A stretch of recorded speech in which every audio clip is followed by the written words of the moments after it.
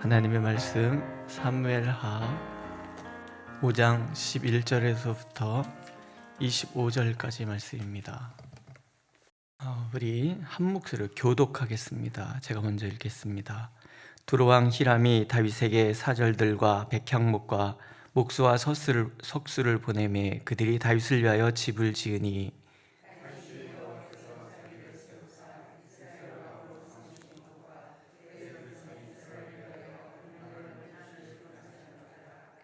다윗이 헤브론에서 올라온 후에 예루살렘에서 처첩들을 더 두었으므로 아들과 딸들이 또 다윗에게서 나니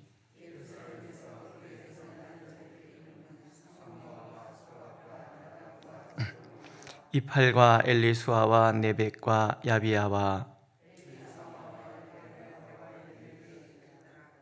이스라엘이 다윗에게 기름을 부어 이스라엘 왕으로 삼았다 함을 블레셋 사람들이 듣고 블레셋 사람들이 다윗을 찾으러 다 올라오매 다윗이 듣고 요새로 나아가니라.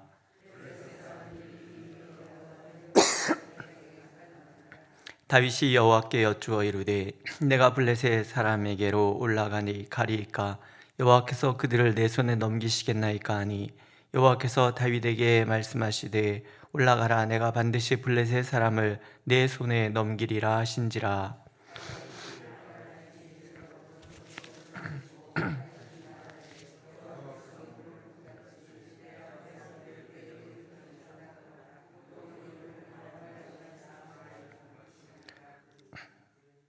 거기서 블레셋 사람들이 그들의 우상을 버렸으므로 다윗과 그의 부하들이 치우니라.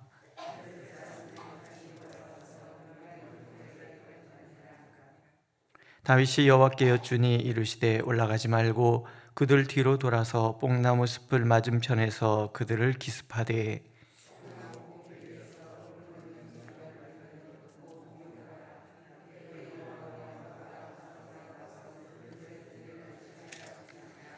이에 다윗이 여호와의 명령대로 행하여 블레셋 사람을 쳐서 게바에서 게셀까지 이르니라. 아멘. 우리가 진정으로 형통해지는 비결, 참된 평강으로 나아가는 비결이 무엇일까? 이제 그런 생각을 하지요. 오늘 말씀을 통해서 하나님 그 비결을 이제 우리에게 가르쳐 주십니다. 하나님과 동행하는 삶을 어떻게 살아나느냐에 따라서 그러면 나의 삶은 진정 형통하고 진정 평강으로 나아간다, 그 얘기입니다. 다윗이 그 10년 넘는 시간 동안 그렇게 연단받는 그 시간들이 그냥 헛된 시간이 아니었다라는 거예요. 우리가 10절에서도 읽었잖아요. 만군의 하나님 여호와께서 함께 계시니 다윗이 점점 강성하여 가니라. 그가 마음이 넓은 사람, 그러면서 주변에 영향력을 끼치는 그런 사람으로 변해갔던 이유는 그가 하나님과 동행하는 훈련을 받았기 때문에 가능했다라는 거예요. 다윗이 강성했다는 것을 여러 가지로 이제 성경이 들려주시죠. 첫 번째는 국제적으로 위상을 높여주십니다. 두로왕 히람이라는 왕이 다윗을 위해서 백향목, 목수, 석수 이런 것들을 보내서 지금 다윗성을 새로 건축하게 만들어줍니다. 물론 이렇게 두 나라가 서로 교역을 하겠다고 협정을 맺고 그랬으니까 이런 일이 일어나겠죠. 그만큼 다윗 왕국이 주변에 영향을 끼치고 히람이라는 왕은 이스라엘과 교역하는 것이 유리할 것이다라고 생각을 했겠지요. 그래서 다윗에게 이런 건축 자재를 보내서 건축을 하게 만들어줍니다. 근데 이 건축한다는 것은요, 굉장히 나라가 안정돼 간다, 그런 뜻도 됩니다. 그러니까 각 나라의 역사를 이렇게 보다 보면 건축을 왕성하게 하는 시기들이 한 번씩 다 있거든요. 그때는 그만큼 나라가 강성하고 그 다음에 안정되었다라는 것을 상징을 할 때가 많습니다. 그러니까 국제적으로도 다윗이 인정받게 하셨다. 그러니까 국제적으로 그 위상이 높아진다. 그거는 다윗 자체가 제사장 나라로서의 그 나라를 지금 만들어가고 있다, 그런 뜻이 됩니다. 중립지역에다가 도성을 새로 만들어서 남과 북의 모든 사람들이 결코 어느 곳에 치우치지 않는 통치가 이루어지고 있구나라는 것뿐만이 아니라 그가 기회주의자들이 난무하는 그 어수선한 시대에도 하나님의 공의만을 세우잖아요. 하나님의 공의를 세우고 사람을 아끼고 이런 모습들 하나하나가 하나님 보시기에 합당하고, 그래서 하나님이 인정하니까 하나님께서 외국 왕에게도 조차 인정받는 왕이 되도록 만들어 주시는 거라는 거죠. 우리가 잠언에도 읽지 않습니까? 우리가 하나님 앞에 인정받으면 대적이라도 나를 존중할 것이다. 대적이라도 나를 사랑하게 하실 것이다. 그러니까 모든 마음을 주관하시는 하나님 앞에 우리가 어떤 마음으로 살아가는가 하는 것은 그래서 굉장히 중요한 것이죠. 진정 내가 예수를 믿으면서 인정받고 형통의 길을 가느냐, 그것은 방법은 한 가지밖에 없는 거예요. 내가 하나님 앞에 그분의 선하신 뜻을 따라서 또 그분의 말씀을 가슴에 품고 그러고 살아가는 거죠. 그러면 하나님은 세계적으로도 세상 사람에게조차도 인정받도록 만들어 주신다라는 거예요. 두 번째는요, 이제 헤브론에서 올라와서 예루살렘에 있을 때에 태어난 자식들에 대한 명단이 나옵니다. 물론 다윗이 아내가 너무 많아요. 너무 많은 것 때문에 그게 이제 문제가 되고, 그 후대 왕들도 특히 솔로몬 같은 경우에는 굉장히 타락한 삶을 살잖아요. 그런데 여기 이 부분에 족보가 다윗의 가문의 자녀들의 이름이 나올 때는 지금 형통함에 대한 이야기를 하고 있는 중이잖아요. 그러면 이거는 복이라는 거예요. 자녀들이 태어나요. 근데 이름을 잘 보세요. 여기에 나단이라는 아들과 솔로몬이라는 아이가 태어납니다. 솔로몬은 아시죠? 다윗의 후손, 다윗을 이어서 왕이 된 사람. 나단은 똑같이 밧세바의 아들입니다. 근데 이 나단이라는 어디에 등장하냐면 누가복음의 예수님의 족보에 등장을 해요. 솔로몬은 왕의 계보를 이어가는 그런 족보를 이루었다 그러면 나단은 또 다른 계열인 거예요. 그래서 누군가는 그래서 이게 마리아의 족보다라고 얘기를 하는 사람이 있어요. 다윗까지는 똑같아요. 마태복음의 족보나 누가복음의 족보가 똑같아요. 근데 그 뒤에부터 달라져요. 나단이 누군지는 우리는 알 수 없습니다. 여기 등장하고 그 이후로 등장하지 않으니까. 그런데 먼 훗날 누가복음의 예수님의 족보에 이 이름이 등장하는, 솔로몬이 아니라. 무슨 얘기예요? 가정이 복을 받는다는 것은요, 특히 왕가가 자녀들이 많다는 얘기는 그 나라가 부강하고 견고하다는 얘기거든요. 자녀가 있다는 것은 그래서 복입니다. 하나님께서 우리에게 귀한 자녀를 주신다는 것은 그래서 복이 되는 거예요. 그런데 더욱 중요한 가정이 어떤 가정입니까? 교회 가정. 예수 그리스도 안에서 그분의 보혈의 공로로 하나님의 자녀된 우리.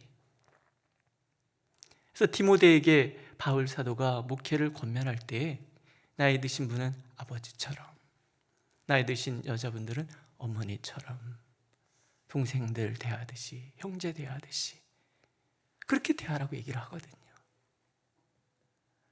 그러니까 예수 그리스도 안에서 우리가 번성하는 가정을 이룬다는 거, 이게 복인 거죠. 개인적으로도 우리 집안에 우리뿐만이 아니라 우리 자녀들이 믿음 좋은 자녀들로 성장해 간다는 것은, 그것은 복 중에 복인 거예요. 물론 아이들이 스스로 하나님을 만나는 시기가 필요해서 그런 과정들 다 지나가는 거 중요하죠. 그냥 부모님이 교회 다니라고 그랬다고 꺼덕꺼덕 다니는 것이 아니라 때로는 갈등하고 정말 하나님이 계신가 아니신가도 의심해 가면서, 그러면서 직접 하나님을 만났을 때 그 신앙 자체가 강력해지는 거예요. 우리 다 그랬잖아요. 처음부터 태어날 때부터 하나님의 살아계심을 믿어, 나는 하나님께서 이 땅에 목사로 부르셨어, 이러고 태어나지 않거든요.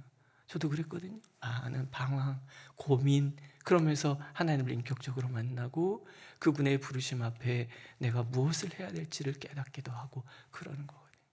이런 신앙의 거룩한 계보를 이어가는 그런 가정이 된다는 거, 이것은 복되고 복된 일인 거죠. 하나님께서는 다윗에게 이제 이런 복을 주셔서 나라가 흔들리지 않고 견고하게 만들어 주시는 거예요. 그다음에는 이제 전쟁에서의 성공이지요. 우리가 사울 왕이 마지막 전쟁 때 져서 블레셋 사람들이 이스라엘 백성들의 성과 집을 다 차지하잖아요. 그래서 이스라엘 백성이 막 도망갑니다. 오죽하면 마하나임 요단강 건너에 가서 아브넬이 왕국을 다시 재건하려고 그랬겠나 하는 거지요. 남과 북이 나눠져 있으니 블레셋이 굳이 이스라엘을 건드릴 필요가 없어요. 지들끼리 싸우기 바쁜데 뭐 블레셋과의 전쟁을 할 만하겠습니까? 그런데 다윗이 통일왕국을 이루었어요. 그냥 두면 안 되잖아요. 그래서 이제 공격해 오는 거예요. 사울이 첫 전투에 나갔을 때하고 사뭇 다르죠. 다윗은 기도부터 합니다. 하나님 어찌할까요? 그때는 하나님께서 처음에는 우림과 둠밈, 우림과 둠밈이라는 게 그런 것 같아요. 이렇게 까만 돌, 하얀 돌 이렇게 둬서 하얀 돌은 예스, 까만 돌은 노 이런 거죠. 나갈까요? 오케이. 이길까요? 나가는 거예요. 청년 시절에 그런 적이 있었어요. 청년들이 부흥을 하니까 목사님께서 청년부를 둘로 나누라고 그래요. 그래갖고 이제 100명 넘는 청년들을 이렇게 둘로 나누는 거죠. 회장을 이제 2명씩 뽑는 거예요. 회장 2명, 부회장 2명 다 이렇게 2명씩 뽑았어요. 근데 이제 어디로 갈지 서로 헤어지기가 싫어서 막 그러는 거예요. 그래서 제가 까만 돌, 하얀 돌, 바둑돌 2개 갖다 놓고 우림과 둠밈 해봅시다. 그래갖고 기도하고 그리고서는 하나씩 뽑은 거예요. 근데 그때 우리 청년들이 감탄했어요. 하얀 돌 5명, 까만 돌 5명이 뽑혔는데 야, 조화로운 거예요. 이게 조화로. 그래서 둘로 나눠서 청년부가 그 이듬해 또 부흥한 거예요. 그래서 그 이듬해 또 둘로 나누고 또 둘로 나누고. 그래서 지금 청년부가 30명으로 시작한 청년부가 지금 한 1,500명 되는 교회로 됐거든요. 믿음인 거예요. 에이, 다시 이게 아니라 저는 어렸을 때 그런 거 있잖아요. 시험 볼 때 그 육각형 연필에다가 1, 2, 3, 4, 5X 이렇게 써놓고서는 잘 모르겠어요. 안 해보셨어요? 전 가끔 해봤거든요. 그래서 1. 근데 의심이 들거든요. 아니 2번 같은데 왜 1이 나왔지? 그럼 다시 그거는 아닌 거예요. 근데 이제 이들은 우림과 둠밈을 통해서 하나님이 응답하신다고 생각을 하는 거예요. 나가서 승리했습니다. 바알브라심, 하나님이 흩으셨다라는 거예요. 하나님 앞에 기도하고 응답을 믿고 전진해 갔더니 하나님께서 물이 흩은 같이 다 대적을 흩어버리시는 거예요.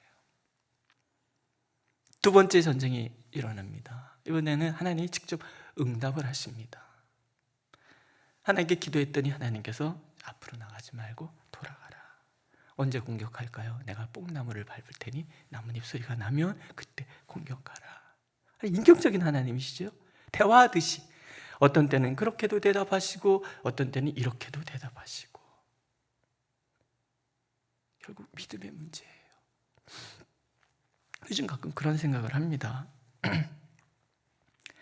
하나님의 음성을 제대로 들으려면 어떻게 해야 되는가? 가만히 들여다보니까 제 마음에 제가 너무나 많아요. 내 왜곡된 생각들, 욕심들, 죄성들 많으면 하나님의 음성이 잘 안 들리는 거죠. 그래서 요즘은 무슨 기도를 계속하냐 하면 하나님 제 마음은 다 불살라 주시고 주님의 마음만 남게 해주십시오. 전에 교회에 이렇게 하나님께 응답을 참 잘 받는 그런 권사님이 계셨어요. 요즘 가끔 그분 생각을 해요. 그분 정말 단순해요. 결국 하나님의 음성을 잘 듣는 사람은 복잡한 사람이 아닌 거예요. 복잡하다는 것은 뭐예요? 내 생각이 많다는 얘기예요. 단순해지는 거. 하나님 앞에 단순해지면 하나님의 음성이 들리는 거죠. 그러시죠? 다 겪으신 나머지잖아요. 하나님의 음성이 들리는 거예요. 어찌할까요? 이리 해라. 언제까지요? 내가 2-3달 안에 해결해 줄게, 걱정하지 마. 이게 믿음인 거예요. 하나님께서 약속하시면 그 약속 믿고 나가는 거죠. 다윗이 그런 거예요. 우리 12절에 보면 다윗이 이런 고백하잖아요. 다윗이 여호와께서 자기를 세우사 이스라엘 왕으로 삼으신 것과 그의 백성 이스라엘을 위하여 그날을 높이신 것을 알았더라. 다윗이 아는 거. 뭘 알아요? 하나님께서 나를 왕 삼으신 걸 아시는 거예요. 하나님께서 나를 높여주고 계시다는 것을 아시는 거. 왜? 다윗 때문이 아니에요. 이스라엘을 위하여, 하나님의 백성을 위하여 하나님의 종을 세우시는 거. 이스라엘이 다윗을 위해서 있는 것이 아니라 다윗이 이스라엘을 위해서 있는 거예요. 어제도 말씀드렸지만 예수님이 그러신 거예요. 우리가 예수님을 위해서 있는 것 같아 보이지만 사실은 하나님께서 우리를 위하여 계시는 거예요.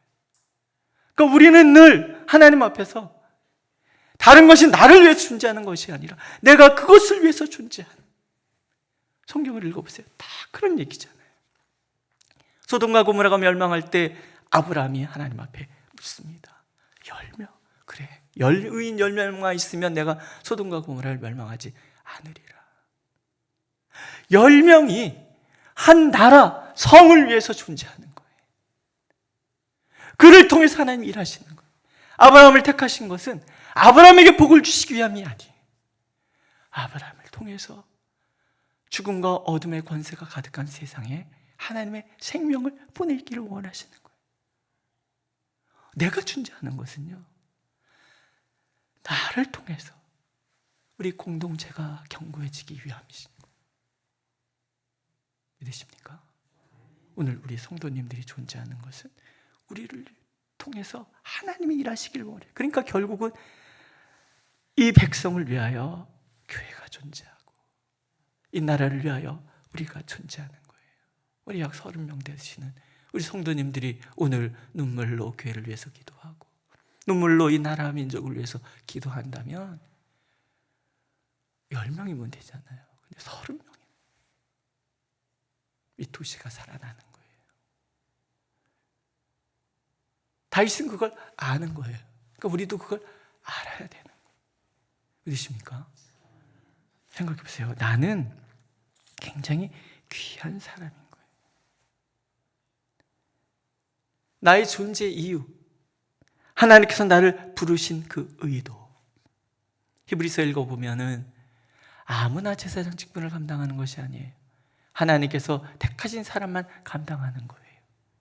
그렇게 예수 그리스도께서 하나님 아버지께 쓰임받았고 그 예수 그리스도 안에서 오늘 우리도 그렇게 하나님께 부름받은 거예요. 그러니까 우리의 마음은 더 넓어져야 돼요. 강성해져야 되는 거예요. 모든 것을 끌어안고 모든 것을 위하여 기도할 만큼 우리의 마음이 넓어져야 되는 거죠. 그게 형통이라는 거죠. 오늘도 하나님께서는 우리가 그렇게 하나님 안에서 견고하게 서서 이 교회가 존재하는 나는 이 민족은 결코 멸망하지 않는다. 내가 존재하는 한은 이 민족은 무너지지 않는다. 그런 자부심을 가지고 오늘 하나님 앞에 서기를 하나님은 간절히 원하고 계십니다. 기도하겠습니다. 사무엘서를 통해서 하나님이 함께 하시는 자는 언제나 승리자가 되는 것을 가르쳐 주시고 하나님을 거부하는 자에게는 하나님께서 심판하신다는 것을 보여주시니 감사를 드립니다. 하나님께서 우리와 함께 하신다면 우리의 대적은 우리 앞에서 흩어질 것이고 하나님께서 앞서 나가신다고 약속하셨기에 우리는 늘 승리하는 삶을 살게 되는 줄로 믿사오니 주여 우리의 기도를 통해서 일하시옵소서. 우리의 삶을 통해서 역사하여 주시옵소서. 우리가 머무는 곳곳에 하나님의 영광이 드러나도록 오늘도 우리를 사용하여 주옵소서. 예수님의 이름으로 기도드렸습니다. 아멘. 하늘에 계신 우리 아버지, 아버지의 이름을 거룩하게 하시며 아버지의 나라가 오게 하시며 아버지의 뜻이 하늘에서와 같이 땅에서도 이루어지게 하소서. 오늘 우리에게 일용할 양식을 주시고 우리가 우리에게 잘못한 사람을 용서해 준 것 같이 우리 죄를 용서하여 주시고 우리를 시험에 빠지지 않게 하시고 악에서 구하소서. 나라와 권능과 영광이 영원히 아버지의 것입니다. 아멘.